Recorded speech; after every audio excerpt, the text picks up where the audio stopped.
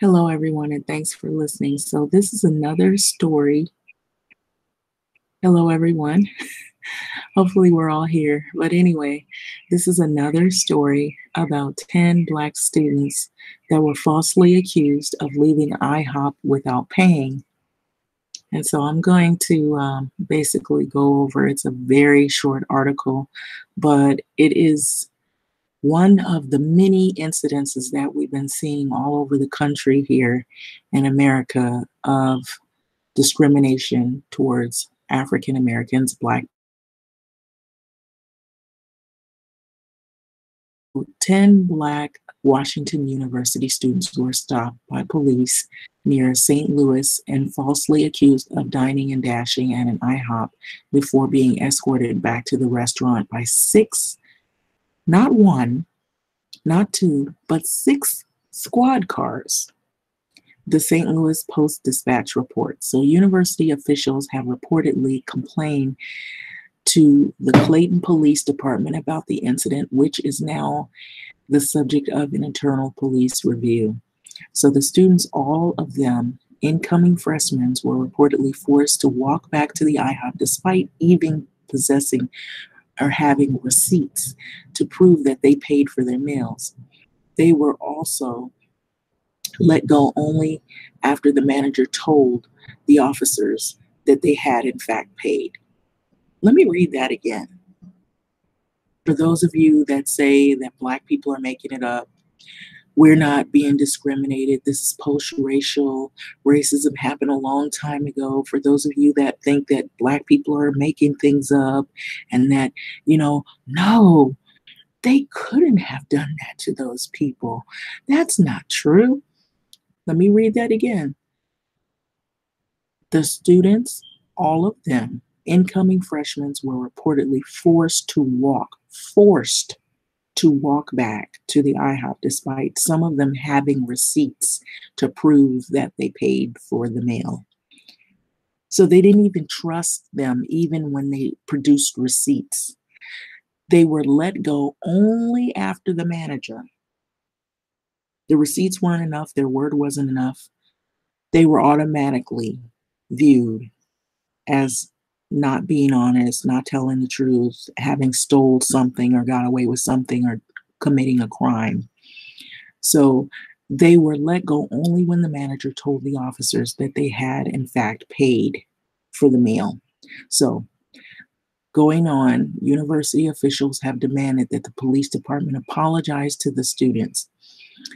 The fact that the 10 students, all of them whom here it says African American, were scared and humiliated is unacceptable to us, the university said in a statement on Monday. So students did not really appear to fit the description of the suspects other than being Black.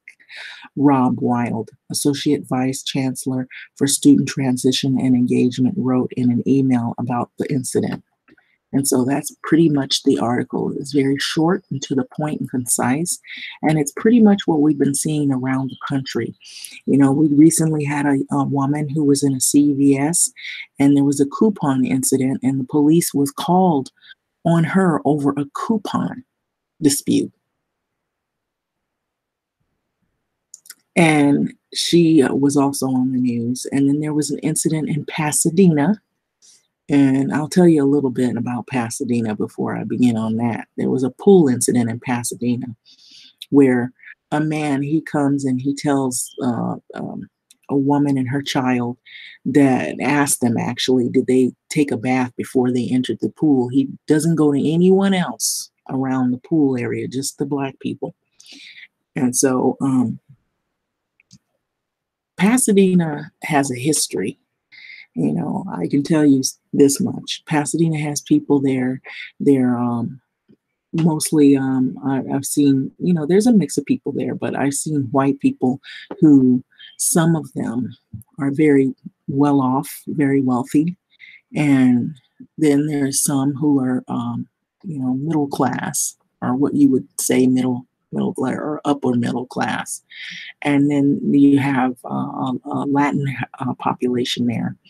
But even with the Latin population, you'll have some people who are really friendly, and then you'll have some people who they want to act as though money wise that they're, they have this classism thing going on. Sometimes they won't speak, they turn their nose up, look at you funny, you know, and you'll even get that from people who are, sadly to say this, but you'll even get that from people in the Hispanic population, if they can pass for white, or if they look more like they possess something, or they have a little more money than the next person, they even put down some of their own people and look down on you. And so there's an atmosphere of classism there, where some people feel, if you're black, you must not have a lot, or if you're poor, let's not speak to you, that type of attitude. And I know this to be true because I've made many trips up there. And so you'll get some of that from certain individuals. It's not everybody, but some individuals are like that. There's a what you call a passive aggressive racism uh, atmosphere in that Pasadena area, even in the workplaces there. And so a lot of times, even with some of the work environments, you'll get that, and they've been building a lot of condominiums. I don't know how affordable those condominiums. They sound like they're pretty pricey. From what I've seen, they look like they're extremely expensive. But they have several condominium projects coming up. I don't know if they'll have anything affordable, but it doesn't look, from what I've seen, it doesn't look affordable. There have been some incidences up there in Pasadena as well. So it's happening everywhere. So it's happening everywhere you look. It's not happening just in one city and one neighborhood. It's happening everywhere, it seems like now. We're seeing incidences cropping up. And, I will tell you this, you have to, as a people, you have to accept that these things are going to happen, and you have to know it when you see it, and you have to try to avoid individuals, and you have to learn how to speak out for yourself, and you have to have your phone handy. Have your phone handy. If you can possess a lawyer, if you can possess some type of support or system, you're going to need it, because it seems like it's kicked up in the high gear. I feel like it's kicked up more in the high gear because of what's going on in terms of the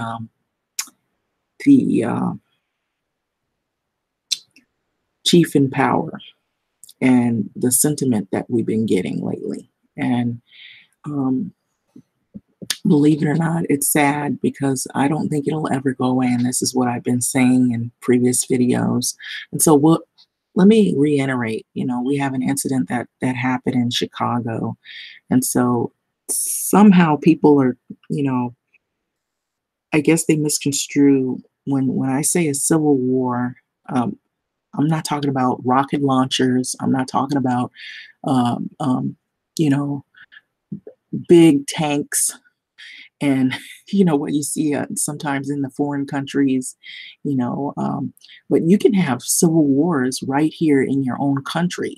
You can have wars and battles and disputes against a system or governmental officials, law enforcement, and that's what has happened in Chicago on Shoreside in Chicago. And so right now, the people are demanding full tapes of the incident that happened with the young man, the barber that was gunned down by the police.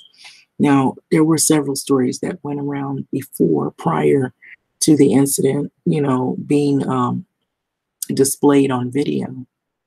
Some said he had a permit to carry a concealed weapon, and then there was some saying that he didn't. Then there was some saying that he didn't have a gun, he had a holster, and then there was people saying that he did have a gun, but he didn't fire it. And so it looked as though they showed snippets of the video. They put out a video, but it left out some other things in the video. And so the people are demanding, the residents that live there are demanding they see the full videotapes. So, this is one of many incidences that we've been seeing around the country. A lot of racial disharmony, and racial disharmony in it of itself is civil war. Um, it doesn't necessarily mean that you have rocket launchers and elephant guns, and it's not as extreme as Alex Jones has coined it. He has said that there's civil war, but he's in some sense he is right. The civil war can be on a smaller scale as well. So it doesn't have to be something like you have thousands and thousands of of people going after an opposing side of thousands and thousands of people. You can have a neighborhood that is rallying against a governmental system that is mistreating them and not treating them fair, and that's what we're seeing. So anyway, with this video, what do you think? What are your thoughts on this? 10 Black students that were falsely accused. They produced receipts. The police didn't even want to see the receipts. They didn't take their word face value. They scared the bejeezers out of these students. They were young freshman students. They were accused of dining and dashing. You know, they have cameras around those restaurants. The other thing is that I would say that maybe somebody called the police on these students and accused them of something they didn't do. So it's another case of calling the police on 10 Black students and accusing them of dining and dashing. But anyway, what are your thoughts, your comments? Like, comment, subscribe. What are your thoughts and feedback on this? This is really getting out of control. It has gotten out of control. And, in all these incidences, you notice that you don't see a retaliation. You don't see what, the narrative is that you hear from some of the white commentators and some of the commentators who aren't white, who side with the right-wing commentators who say, oh, Blacks are violent and they're vicious and they fight you. And you seen the woman in CVS. She was really calm. She told the manager to call that she was calling the police, that you can go. Well, she was going to call. Well, she wasn't calling police, but he was calling the police. She told him, you go ahead and call the police. I'm going to stand right here and wait for them to come. She didn't jump over the counter and flail her arms and talk ghetto like they always make us seem like we all do the same things. The incident with the pool thing, they did voice their opinions of being disgruntled, but at not one time did you see them lunge at the guy and hit the guy or anything. The incident at the pool with the young Black man that was in South Carolina, when he was asked to leave a poolside event that he was invited to, he was calm and he walked out, and the lady runs up and hurls at him and starts slapping him on the face. And he's a child. He's still a minor. What would the story have been if it had been the other way around? All these stories, if they had been the other way around, how would they have called us out and told us that we're evil and that we're, vicious individuals and that we're liars and things like that? And so you're seeing what Black people in this country have gone through. The only difference is now you got, video evidence to see what we go through every day. There are incidences happening like this. We go through it every day. There's some Black person being discriminated every day based on skin color alone.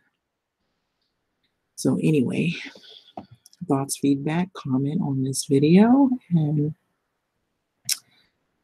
thanks for listening.